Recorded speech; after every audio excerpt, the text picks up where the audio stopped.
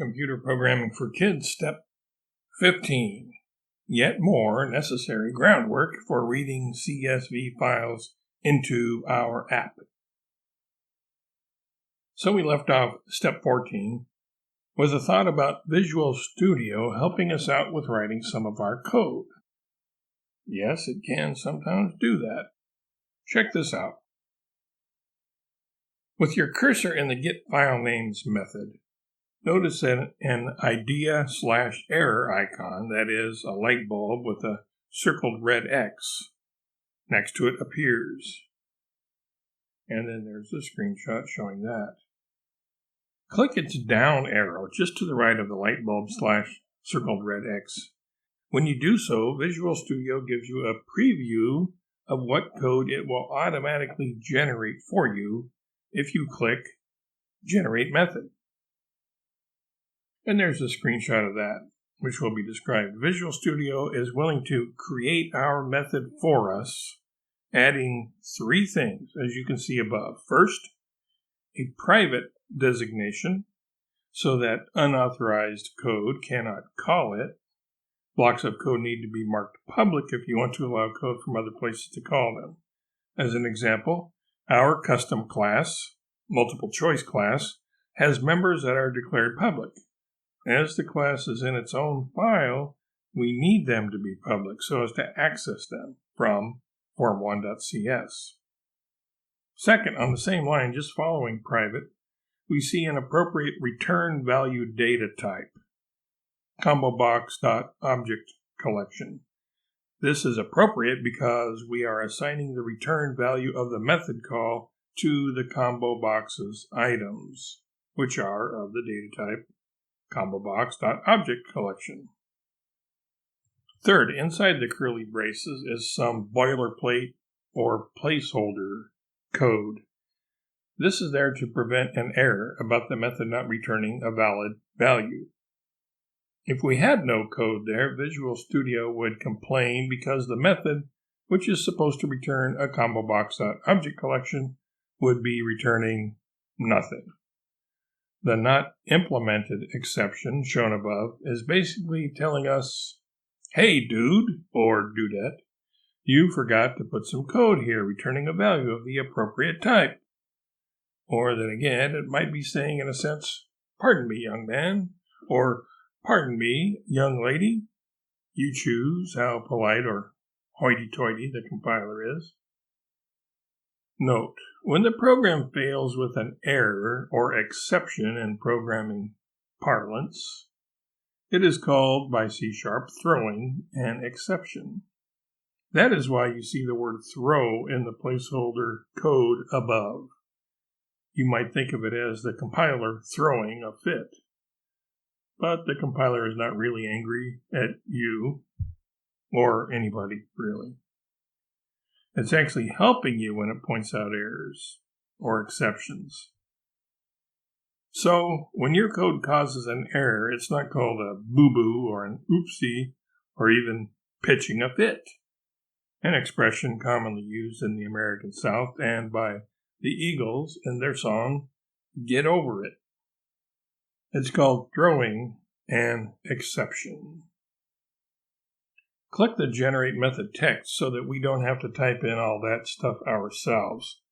Of course, you can copy and paste the code we end up with from below if you want to.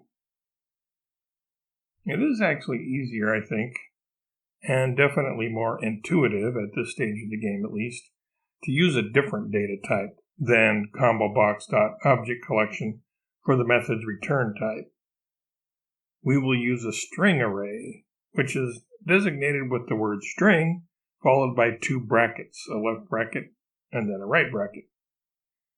Sorry if that looks like the Leaning Tower of Pisa at the end of string there.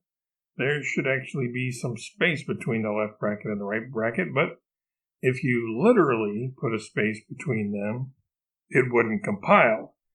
And I don't want to set a bad example by entering code that won't fly, so it is what it is, as they say. An array is a fancy word that just means a bunch of. So a string array, also called an array of string, is a data type that contains a bunch of strings, not just one. Well, it could be one, but it could be almost any number. It's like a value pack of strings. In our case, the string array will contain as many file name strings as there are in the folder where we placed the CSV files.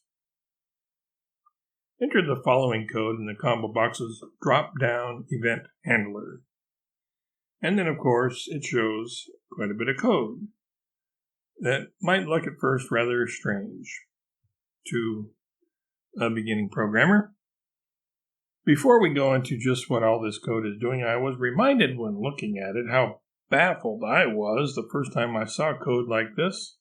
To me, it seemed like completely random gibberish, uglier than a burnt stump. But now that I understand it, I find some code very aesthetically pleasing to contemplate, downright beautiful. Poetry in repose. Enough of that waxing rhapsodic. The point is that the code actually makes sense the way it's laid out. Most specifically, the curly braces are not just sprinkled in willy-nilly. Each pair lines up. For every left curly brace, there is a right curly brace below it. All the code within a pair of curly braces runs in partnership. To help you keep it straight, which set of curly braces belong to which, you might want to add a comment at the end of each right or ending curly brace, like so. To demonstrate what I'm talking about, actually writing about, more clearly, here is a screenshot of the code above in Visual Studio with comments that I added at the end of the right or ending curly braces, showing which block of code they belong to. And then a screenshot is shown of that. As you can see, Visual Studio itself helps you out. There are dotted vertical lines connecting each pair of curly braces. These connecting lines are not code. The compiler doesn't see them or pay attention to them. They are provided purely as visual assistance to you, the programmer. All you have to do is follow these dotted lines to see where its matching curly brace is.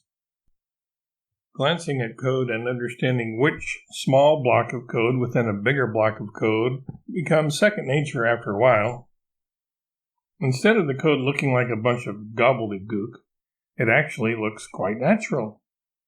And even, dare I say, poetical. Although that sounds like something that Anne with an E of Green Gables would say. That was quite a detour, but I think it was worthwhile. Now, let's get back to the code and explain what all it's doing. We'll take it bit by bit, so to speak. The first line is explained this way. The path to the folder which contains our CSV files is assigned to a string variable. The next line is explained this way. An array of string or string array is declared. And the next line, the code checks to see if the combo box does not yet contain any items. If so, the next block of code will run. Conversely, if the combo box does contain one or more items, the following code will not run, to prevent the same file names from being added to the combo box multiple times. The next line of code is explained this way. The string array file names calls the method named getFileNames, passing the string variable which contains the path to the CSV files. The return value of getFileNames is assigned to the string array. We will examine the code in the getFileNames method directly, or soon. And the next line of code is explained this way.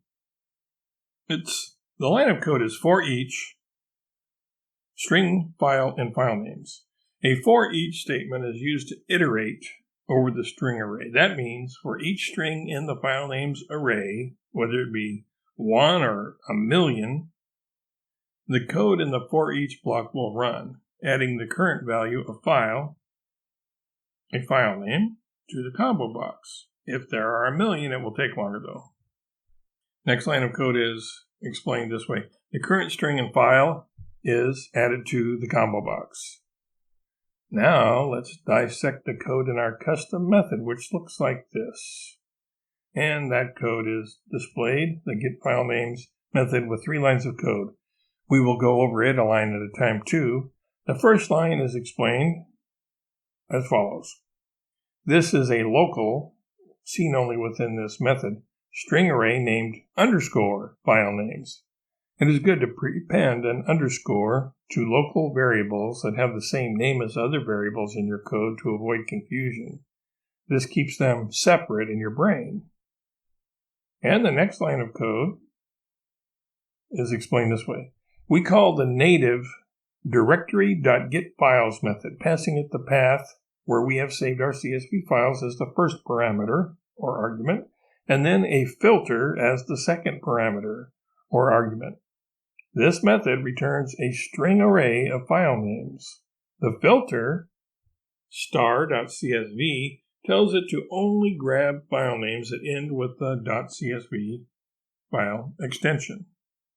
You don't have to do this, though. You can either leave your files with their default extension of txt and change the filter above accordingly to star.txt, or you can just leave out the second filtering parameter altogether. But realize that all files in the folder will be seen in that case, and their names returned and assigned to the underscore file name string array, something you may not want if they are not all valid CSV files in that folder. In other words, it's preferred that you change the extension of the CSV file names from .txt to .csv if possible. This will prevent problems if other types of files get saved into the Programming for Kids folder. Also, after renaming them as .csv, you cannot only load them in Notepad, but in your spreadsheet software, such as Microsoft Excel or LibreOffice Calc. CSV files and spreadsheet software get along just fine. The spreadsheet software will automatically strip out the commas and put each item in its own cell. Try it if you want to. From Windows Explorer, right-click one of your CSV files and select Open With, and then the name of the spreadsheet program that you use. For this to work, they have to have the CSV extension instead of TXT or something else. The next line of code is explained this way. Finally, our method returns the string array or array of string to the caller, which in turn assigns that value to the file name string array in the combo box's drop-down event code. Note, by native method above, I mean that directory.getFile comes in the box with C# and Visual Studio. We didn't have to write it ourselves. However, there is a slight catch. To use it, we have to add this at the top of our code file using system.io, semicolon. In context, it will look something like this once added to our other using clauses, and then it shows a few using clauses that were already there, automatically added for us. This is the first one that we had to explicitly add ourselves. First time we've ever really even had to think about the using clauses at the top of the file. That's enough for now. In our next step, number 16, we will, yes, finally, actually read the files into our app. Until then, by the way, here's an earth-shakingly important notice. If you have a basic programming question suitable to an audience of kids, send it to idiolectable@gmail.com, specifying whether you would like your name and location used if it is printed in a future step of this newsletter. A nickname is acceptable. The first letter to the editor of mine that was printed appeared in Rolling Stone magazine back in the early 1970s, and I signed it Sylvester for some reason, which I no longer remember. Also, it's always interesting to see where people are from, so please provide your city or town and the state it's in too, or province, or whatever the region where you live is called.